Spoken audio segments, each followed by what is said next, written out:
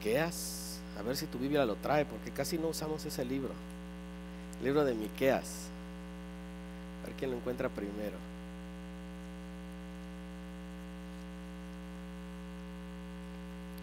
Miqueas 6.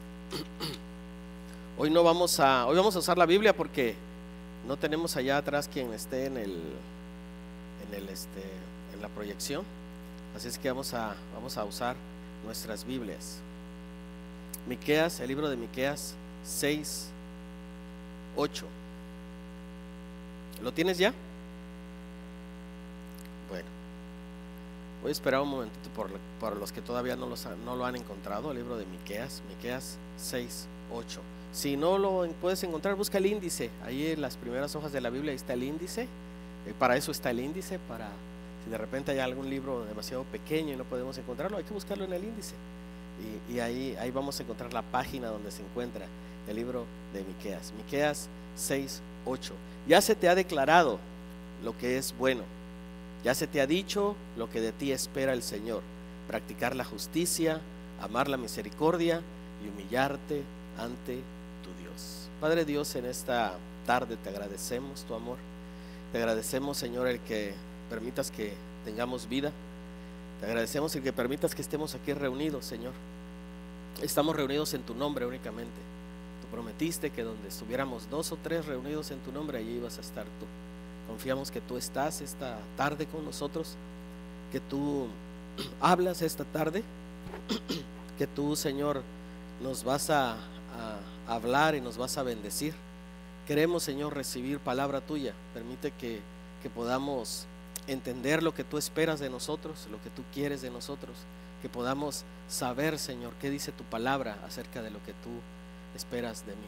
Gracias, Señor. Gracias, Padre, en el nombre de Jesús. Amén. Siempre tenemos expectativa de algunas personas que nos dan algo. Regularmente nosotros sabemos y esperamos o creemos que va a haber algo a cambio, ¿verdad? Regularmente las personas no hacen, regularmente estoy diciendo, no hacen algo por nosotros sin esperar algo a cambio. Regularmente cuando una persona está interesado en ti o interesada en ti y te ayuda o proporciona algo, regularmente se está esperando, aunque no del todo, pero sí se está esperando que haya algo que nos den a cambio. Cuando venimos a la iglesia, por ejemplo, cuando estamos aquí reunidos, yo sé que tú tienes una expectativa acerca de lo que Dios va a darte, aunque no seamos personas interesadas o personas que digamos, bueno, yo voy a ir a la iglesia y le voy a cumplir a Dios y por eso Dios me va a cumplir. No lo pensamos de esa manera, pero sí esperamos que Dios nos bendiga, sí esperamos que de alguna manera podamos tener salud, que de alguna manera podamos tener trabajo, que estemos bien, ¿verdad?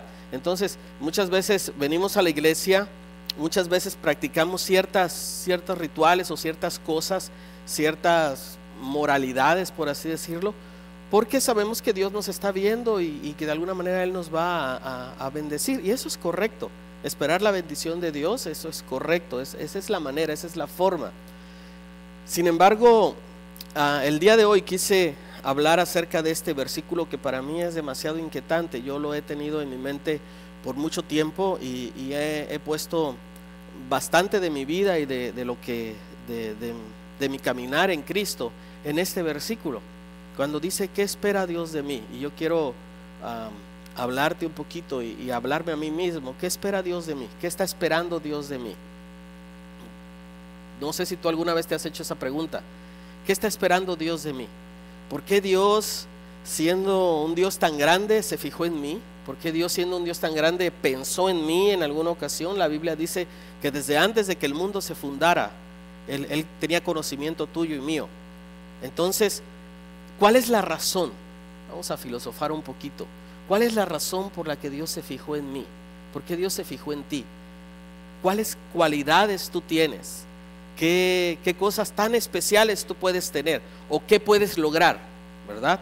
Un capitán de un barco, cuando recluta a su tripulación, comienza a ver cualidades, ¿verdad? Siempre tiene que haber en una embarcación. Yo fui marinero por alguna época y siempre tiene que haber un navegante, alguien que esté en todo tiempo sabiendo y conociendo, ¿verdad? El cielo, los cambios de clima, aunque ahorita hay tantos aparatos, ¿verdad? Pero necesitan un navegante, necesitan también alguien que les haga de comer, necesitan un cocinero, alguien que tenga buenas cualidades para hacer la cocina. Y en fútbol lo mismo, necesitan alguien que patee muy lejos, necesitan alguien que patee muy corto, necesitan alguien que sea muy bueno para escabullirse, etcétera, etcétera. Siempre hay cualidades. ¿Qué espera Dios de ti y de mí? Miqueas, el libro de Miqueas. Quiero darte un poquito de historia y a ver si no te aburro un poquito. Este hombre Miqueas es un profeta menor.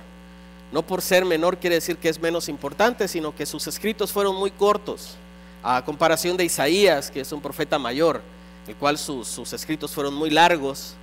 Entonces Miqueas vivió en una época bastante parecida a nuestra época, donde había mucha maldad, donde había mucha gente que se había alejado de Dios, donde había muchas situaciones que a veces para nosotros se hacen inconcebibles. ¿Cómo es posible, verdad, que un padre en Centroamérica mande a una niña pequeña de 7 u 8 años a cruzar 2 o 3 fronteras para llegar a los Estados Unidos? Se nos hace inconcebible. ¿Cómo es posible? ¿A qué grado ha llegado, verdad, la falta de oportunidades? ¿Cómo es posible que un grupo terrorista secuestre a 200 jovencitas, verdad, y las lleve a la selva y luego las prostituya y luego las venda? ¿A qué nivel de maldad? En esta época en que Miqueas está escribiendo esto, los historiadores, la gente conocedora, dice que había un grado de maldad tan grande, que había una situación muy difícil entre esa época, entre esos pueblos. Y él está viviendo situaciones muy duras, situaciones muy difíciles, en donde están pasando cosas inconcebibles. Y entonces este hombre empieza a levantar su voz y decirle a toda la gente de su época, a los religiosos, a la gente que creía conocer a Dios, les dice: ¿qué estamos haciendo? Vamos a buscar el rostro de Dios. Y entonces ellos preguntan: ¿cómo lo vamos a hacer? ¿Vamos a hacer más sacrificios? ¿Cómo lo vamos a hacer? ¿Vamos a hacer más cultos de avivamiento? ¿Vamos a traer a profetas? Estoy hablando actualmente. ¿Vamos a hacer un congreso muy grande? ¿Qué vamos a hacer para hallar la simpatía y el perdón de Dios? Y Miqueas les dice: Dios no quiere sacrificios. Dice: Dios no quiere ya esos sacrificios de esos animales y esa gordura y todo eso que se le sacrificaba al Señor en esa época. Más bien es cuando dice esto que acabamos de leer. Dice: ya se te ha declarado lo que es bueno, dice Miqueas en respuesta a los hombres que preguntan: ¿cómo voy a agradar a Dios? ¿Qué es lo que Dios espera de mí? ¿Qué es lo que Dios quiere de mí? ¿Quiere que yo me esfuerce más, que le haga más sacrificios? ¿Quiere que yo tenga esté yo más interesado en qué? Y Miqueas les dice: ya se te ha dicho lo que es bueno, ya se te ha dicho lo que de ti espera el Señor. Y luego nombra 3 cosas, por lo menos 3 cosas que quiere el Señor. Y es lo que yo quisiera compartir contigo esta tarde. 3 simples cosas. 3 cosas, yo creo que no es mucho, ¿verdad? Si yo te dijera: tengo una lista de 448 cosas que Dios quiere, dijeras: ay, qué flojera, es un poquito largo. Miqueas dice: solamente hay 3 cosas que espera de ti el Señor. 1, hacer justicia. Dice que una de las cosas que pide Dios de nosotros es hacer justicia. ¿Pero qué es la justicia? La justicia es un término bastante ambiguo. Estuve yo pensando y leyendo un poquito acerca de qué es la justicia, y ni siquiera los diccionarios se ponen de acuerdo acerca de qué es la justicia. Encontré que la justicia cambia de acuerdo a las culturas, que la justicia cambia de acuerdo a dónde va a ser aplicada, que la justicia va a depender mucho de la situación social, va a depender del entorno en el que estamos viviendo. Entonces no hay una definición exacta acerca de justicia, humanamente hablando. Pero algo que encontré y que me gustó mucho acerca de la justicia es que dice que es un valor determinado del bien común. La justicia es un valor que está determinado para el bien común. O sea, no hacernos daño, no lastimarnos, tener un bien común. Eso es la justicia, según uno de los diccionarios que yo consulté. El Señor dice Ya se te ha declarado qué es lo que quiere el Señor. Número 1, hacer justicia. Dice Génesis 15:6, hablando un poquito acerca de la justicia: y creyó a Jehová, está hablando de Abraham, y le fue contado por justicia. Obedecer a Dios cuenta por justicia. Abraham obedeció a Dios, y dice la Biblia que porque obedeció a Dios le fue contado por justicia. Cuando nosotros obedecemos a Dios, nos es contado por justicia. Cuando nosotros tomamos en cuenta lo que Dios dice. ¿Y qué es lo que Dios dice? Sino lo que está en esta palabra. Cada vez que nosotros podamos tomar alguna decisión, cada vez que nosotros podamos enfrentarnos a alguna situación, tenemos que tomar en cuenta qué es lo que dice Dios. ¿Qué es lo que Dios está hablando acerca específicamente de esto que voy a poner en mi vida, o lo que voy a hacer, o el siguiente paso que yo voy a dar? ¿Está Dios de acuerdo? ¿Lo voy a obedecer? ¿Lo voy a honrar? Y de esa manera me es contado por justicia. Cuando yo meto a Dios en mis situaciones, cuando yo meto a Dios en mi hogar, cuando yo meto a Dios en las cosas que van pasando en mi vida porque yo quiero que pasen, en mi obediencia me es contada por justicia. Otra de las cosas que encontré yo acerca de la justicia de Dios, es que el efecto inmediato de la justicia es la paz, y su fruto el reposo y la seguridad para siempre. Dice Isaías 32:7, Isaías 32:17, perdón, no 7, Isaías 32:17, dice: y el efecto de la justicia será la paz. Cuando nosotros aplicamos la justicia en nuestra vida, uno de los efectos o una consecuencia va a ser la paz. Cuando nosotros podemos tener justicia en nuestro hogar, cuando nosotros podemos vivir de manera justa en nuestro hogar, los esposos con las esposas con los esposos, los hijos con los padres, nosotros podemos acarrear la paz a nuestro hogar. Y la labor de la justicia dice que será el reposo y la seguridad. Si tú te has puesto a pensar un poquito acerca de cómo yo puedo tener paz en mi hogar, cómo yo puedo tener paz en mi trabajo, cómo yo puedo tener reposo en mi trabajo, aunque suene un poquito raro, ¿verdad? Al trabajo no se va a reposar, pero estoy hablando de un ambiente tranquilo, de un ambiente donde pueda yo estar en paz con los demás. Yo tengo que aplicar la justicia. Ya se te ha dicho, dice el Señor, hacer justicia. Una de las cosas que nosotros tenemos que hacer es hacer justicia. Y la justicia tiene que ver con muchas cosas. Yo quiero recordarte, Marcos 2, del 1 al 12, hay una narración allí. Y una vez compartimos acerca de esto, una predicación que yo titulé Los Cuatro Fantásticos. Y había en esta predicación había 4 hombres que habían tomado una determinación.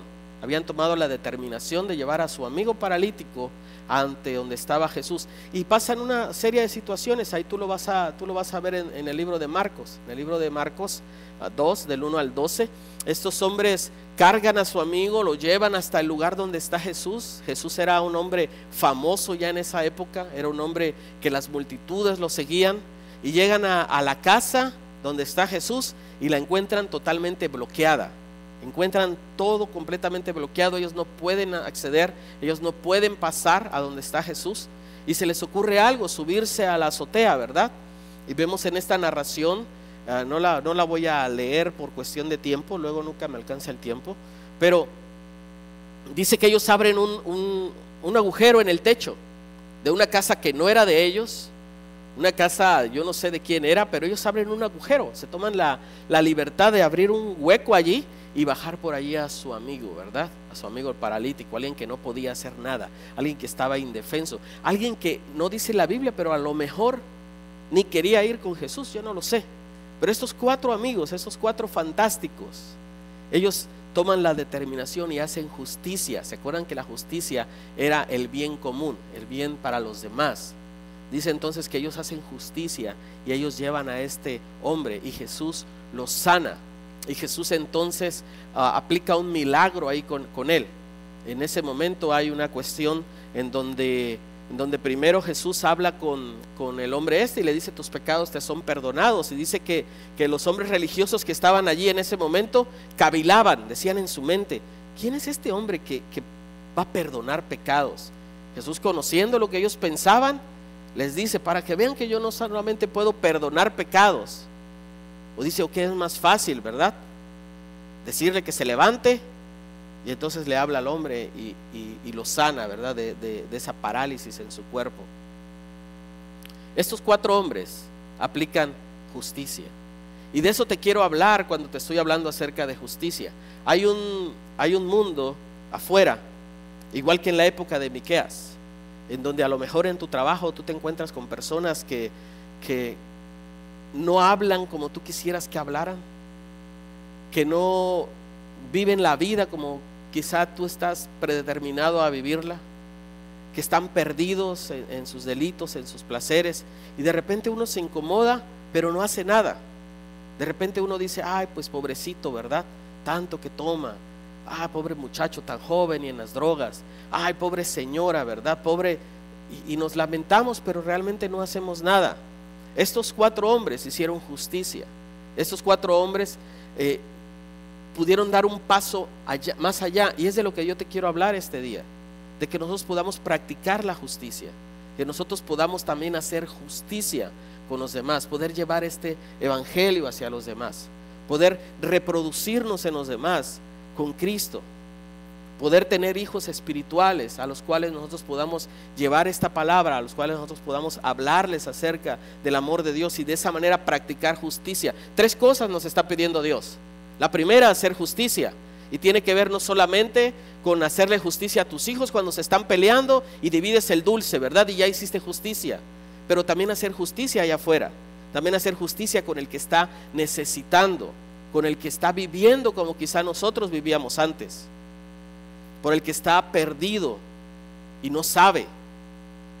Quizá la culpa, si pudiera yo hablar de culpa, no la tengan tanto ellos, sino nosotros que no podemos hablarles, sino nosotros que guardamos ese gran tesoro que hemos encontrado y lo hemos agarrado para nosotros, y no queremos compartirlo con los demás, y no queremos hacer justicia con los demás. Esta tarde yo te quiero invitar a que podamos hacer justicia, a que podamos armarnos de valor. Y ahorita te voy a decir otra palabra más que nos va a ayudar a hacer la justicia, pero que podamos armarnos de valor y decir: bueno, Señor, si tú hiciste justicia, la justicia de Dios es Jesucristo. Jesús envió a su Hijo, y en realidad cuando la Biblia habla acerca de justicia, está hablando de Jesucristo. Jesucristo es la justicia de Dios. Dios nos hizo justicia a través de Jesucristo. Había una separación entre Dios y el hombre, había una división entre Dios y el hombre, y ese es el poder entender el evangelio. Había un Dios enojado con la humanidad, y había una humanidad perdida sin Dios, y Dios en su justicia envía a Jesucristo para ser el puente, para hacer la reconciliación entre Dios y el hombre. Entonces nosotros, uno de los puntos, el primer punto que Dios nos pide es que nosotros podamos hacer justicia, que podamos compartir la palabra, que podamos dejar a un lado lo mío, que podamos dejar a un lado el pensar en mí mismo y poder pensar en los demás, poder hacer el bien común. Que no nos olvidemos del evangelismo, que no nos olvidemos de predicarle a las demás personas, que no nos olvidemos de compartir lo que nosotros hemos encontrado con las demás personas. Dios nos pide 3 cosas sencillas. Una es hacer justicia, poder llevar la justicia de Dios al mundo que se encuentra perdido. Tenemos que vestirnos de justicia. Efesios 6:14 dice: estad pues firmes, ceñidos vuestros lomos con la verdad y vestidos con la coraza de la justicia. El libro de Efesios nos habla acerca, y tú lo has leído, ¿verdad?, acerca de la armadura de Dios. Y una parte de la armadura de Dios es esa justicia. Una parte de la armadura con la cual, el propósito de la armadura de Dios es hacer, ¿verdad?, frente a los ataques del enemigo.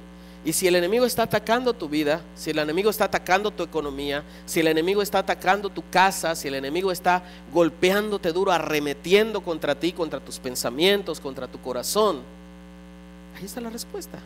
Efesios 6 dice: ponte la coraza de justicia, ponte la coraza del bien común, ponte la coraza de bendecir a los otros y servir a los otros.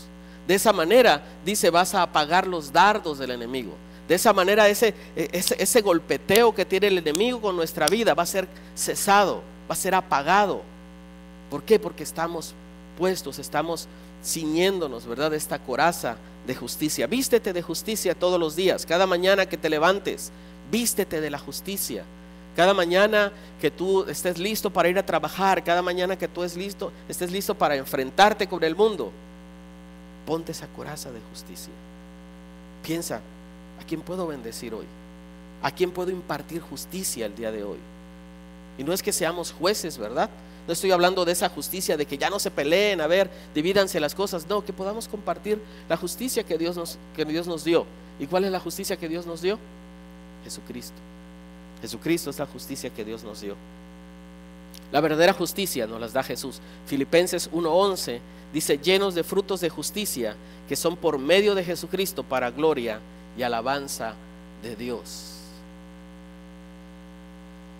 Cuando nosotros sembramos justicia, vamos a cosechar algo que viene de la mano aquí, que es la misericordia. Oseas 10:12 dice: sembrad para vosotros en justicia, segad para vosotros en misericordia. Cuando nosotros sembramos justicia, cosechamos misericordia. ¿Y a quién no le gusta la misericordia aquí? A mí me encanta la misericordia. La misericordia nos trae beneficios. El que alguien haga misericordia con nosotros nos trae beneficios. Y algo que viene de la mano entonces con la justicia: cuando nosotros sembramos justicia, vamos a cosechar misericordia, según Oseas 10:12. Oseas 10:12 dice que sembrad para vosotros en justicia y segad para vosotros en misericordia. El segundo punto en Miqueas 6:8 dice: practica la justicia, ama la misericordia. Uno, practicar la justicia, compartir la justicia, ser justicieros de Dios en Jesucristo. El número 2 dice en nuestro segundo punto aquí, es que amemos la misericordia, que amemos ser misericordiosos. ¿Y qué es misericordioso? ¿Qué es la misericordia? ¿Alguien sabe aquí qué es la misericordia? ¿Alguien tiene alguna idea acerca de qué es la misericordia? Es un sentimiento de piedad. Cuando podemos sentir piedad, y la piedad nos va a inducir a la ayuda o al perdón.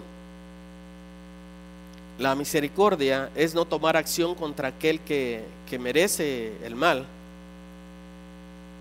aunque yo tenga el deseo o tenga el derecho de pagarle, ¿verdad? Como ahora sí que con justicia. Dice que la misericordia es algo que no se merece, que alguien no se merece. Y aquí tienen que ver algunas cosas como el perdón. Aquí tienen que ver algunas cosas como que si alguien nos ha dañado, nos ha hecho algo, renunciar a nuestro propio derecho de pagarles como se merecen. De eso se trata la misericordia. Dice: ya se te ha dicho lo que quiere Dios de ti, hacer justicia, amar misericordia. Se cuenta una anécdota que realmente no sé si sea cierta, como la mayoría de las anécdotas, ¿verdad? Pero se dice que en la época de Napoleón, este conquistador, dice que él tenía entre uno de sus prisioneros a un joven al que iban a matar. Ya tenía la sentencia de muerte y ya estaban listos para cumplir el mandato, la justicia, ¿verdad? De matarlo porque él en varias ocasiones había caído en lo mismo, ya lo habían perdonado. Y dice que hasta Napoleón llegó la madre de ese joven, y llegó y le habló muy amablemente, le dijo: por favor, perdona a mi hijo. Y él le dice: no puedo perdonarlo, ya lo ha hecho 2, 3 veces, ha caído en lo mismo, y no puedo perdonarlo, lo justo es matarlo ya. Y ella le dice: pero es que yo no vine a pedirte justicia, yo vine a pedirte misericordia. Y dice la anécdota que Napoleón accede y obra con misericordia y perdona al joven, ¿verdad? Hay una diferencia entre la justicia y la misericordia. La misericordia realmente es algo que alguien no merece, que alguien por la misma justicia está sentenciado. Pero entonces en la misericordia nosotros actuamos renunciando a pagar como se merece y actuar de otra manera. Dice la palabra de Dios entonces, la segunda palabra, la segunda cosa que Dios nos pide aquí es amar misericordia. La misericordia es algo que Dios nos entregó primero. Si tú lees el libro del Salmo número 23, el Salmo número 23, a ver si lo busques por ahí para que lo leamos. Es un salmo muy, muy hermoso. Es un salmo que si tú lo lees con detenimiento vas a encontrar unas verdades tan grandes ahí. Es un salmo muy inspirador, ¿verdad? Desde el versículo 1, cuando dice Jehová es mi pastor y nada me faltará, desde ahí empezamos a ser bendecidos. Sin embargo, la palabra que nos llama la atención aquí es el 23:6. El versículo 6 dice: ciertamente el bien y la misericordia me seguirán todos los días de mi vida. ¿Quién es el que nos da misericordia? Dios. Y mira, hay una promesa ahí, dice que la misericordia, dice que el bien, no solo el bien, sino la misericordia nos van a seguir todos los días de nuestra vida.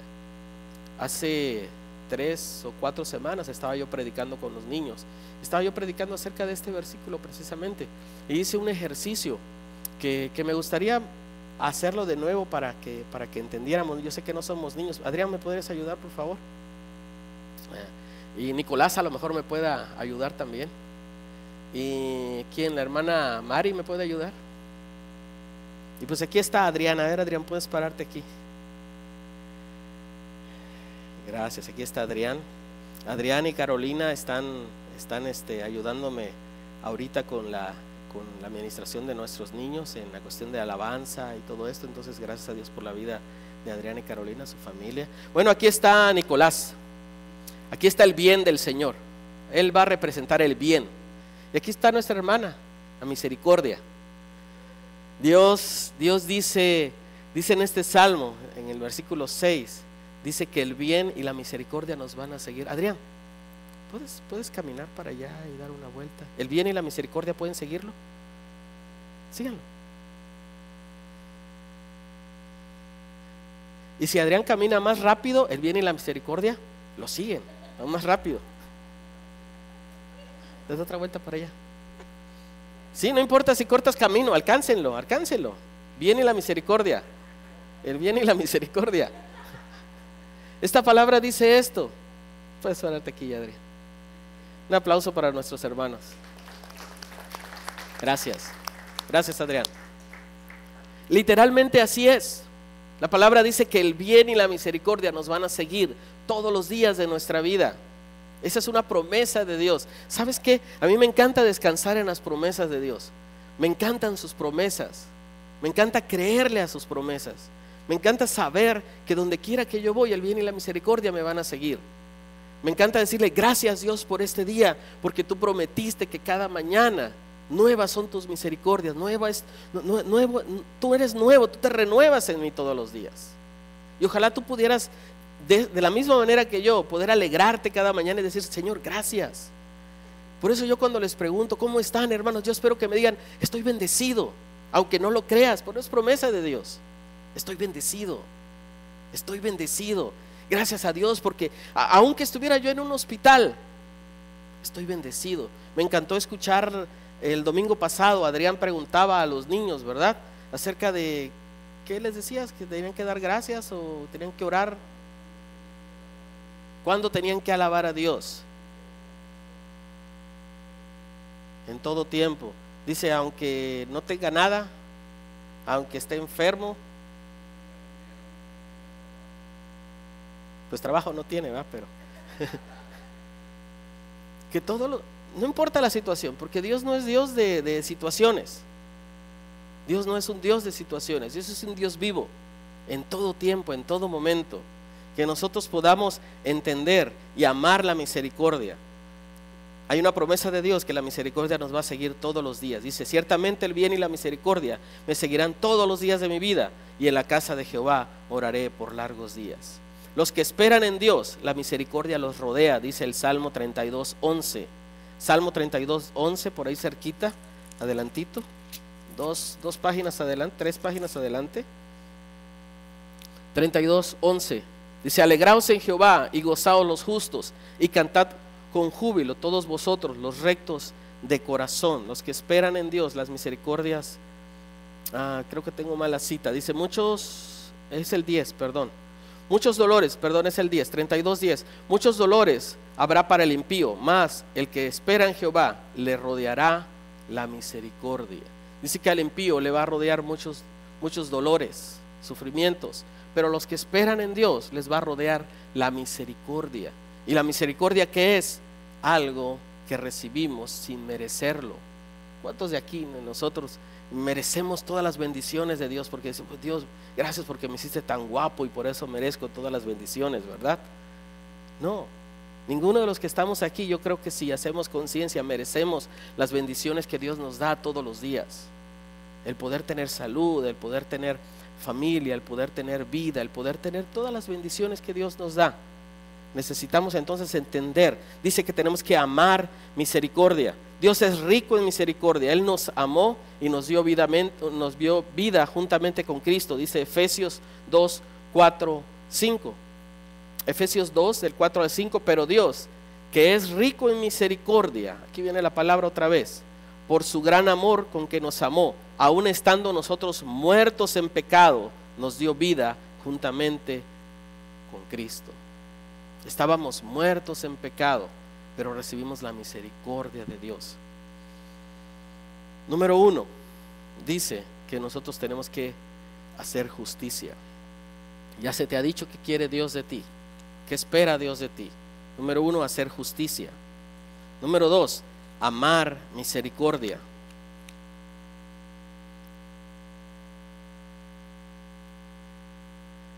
Y número 3, humillarte ante tu Dios. 3 cosas pide el Señor de nosotros: hacer justicia, amar misericordia y humillarse ante nuestro Dios. Hablamos acerca de la justicia, hablamos de que nosotros practicamos justicia cuando bendecimos a otros. Cuando nosotros les doy gracias a los ministros, a los maestros de niños, a la gente que está involucrada, a los que están en la oración, a los que están con los caballeros, los que están con las damas, los que están de alguna manera involucrados, estamos sirviendo a otros y estamos haciendo justicia. Si de repente tú ya llevas un tiempito con nosotros y consideras que es un buen tiempo para que podamos servir, hay muchos lugares donde podemos servir, aunque somos un grupo pequeño ahora, pero hay diferentes lugares donde nosotros podemos servir. Por eso es que Dios se fijó en nosotros, por eso es que Dios nos miró a nosotros.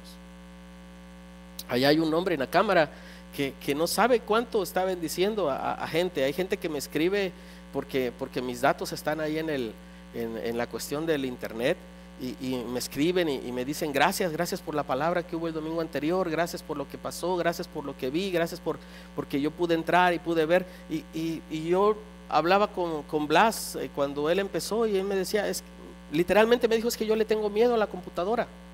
Dice: yo no sé, jamás he usado una computadora, yo jamás he podido moverle ahí, no sé hacerlo. Sin embargo, él amó la justicia, él amó la misericordia.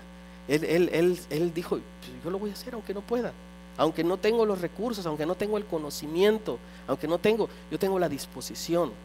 Y de eso se trata cuando nosotros practicamos justicia, tener la disposición. De eso se trata cuando nosotros amamos la misericordia por aquel que está perdido, por aquel que no encuentra el camino. Nosotros podemos ser instrumentos para bendecir. Cuando nosotros ministramos a un niño, estamos siendo instrumentos de justicia, instrumentos de misericordia.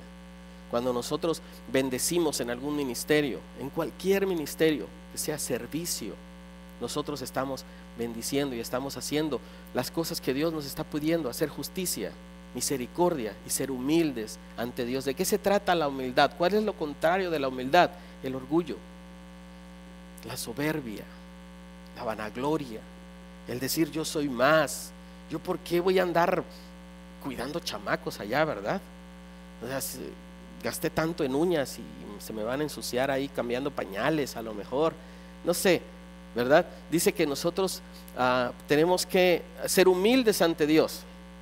no importando quiénes seamos, no importando quiénes somos en la vida secular, sin embargo que nosotros podamos humillarnos ante Dios, poder tener la humildad. Un buen ejemplo se hace en casa. Mateo 18:4, aquí este versículo me gusta mucho, dice: así que cualquiera que se humillare como este niño, este es el mayor en el reino de los cielos. La humildad es algo tan poderoso, el poder ser humilde es algo tan poderoso, el que nosotros podamos humillarnos ante Dios, entregarnos ante Dios, decir: Señor, de verdad que no tengo el conocimiento, de verdad que yo no puedo, de verdad que yo creo que no puedo, pero me voy a humillar ante ti, voy a dejar que tú me uses, voy a dejar que tú seas quien camines conmigo, quien me hagas poder enseñar en otro lugar, enseñar al que necesita, dar la palabra, vencer ese miedo, y con humildad entregar ese miedo al Señor y decir: Señor, ayúdame a confesarte delante de los demás,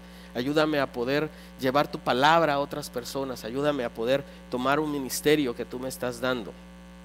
Dice que Dios resiste a los altivos y da gracia a los humildes, según Santiago 4:6.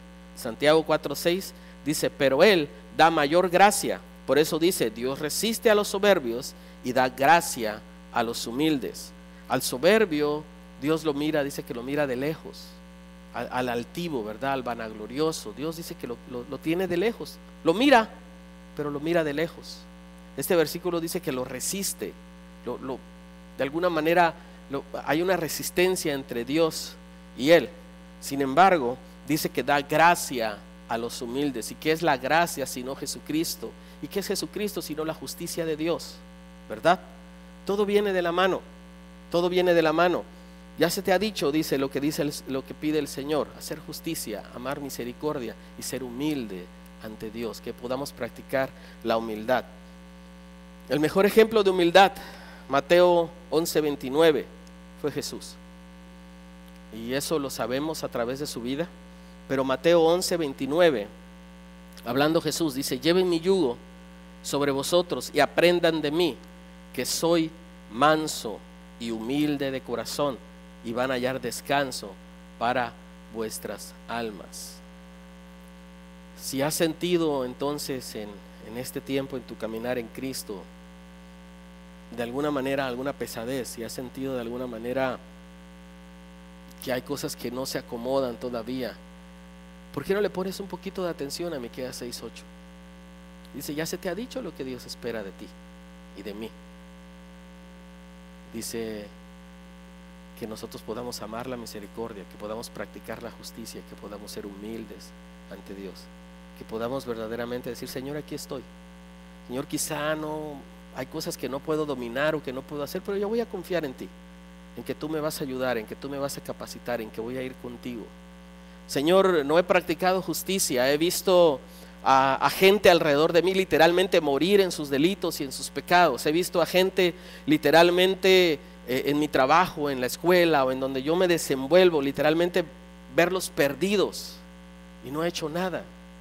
No me he atrevido a darles alguna palabra, ni siquiera un Dios te bendiga, ni siquiera nada, absolutamente nada. Incluso a veces me he comportado como ellos. Pero precisamente Dios en el tercer punto está hablando de humildad. Llegar humillados ante Dios y decirle: Señor, yo no puedo solo, yo no puedo sola, yo necesito de ti, yo necesito que tú me ayudes a hacerlo. Yo quiero practicar la justicia, yo quiero amar la misericordia, yo quiero ser humilde ante ti, yo quiero caminar contigo, yo quiero ser bendecido contigo, bendecida contigo.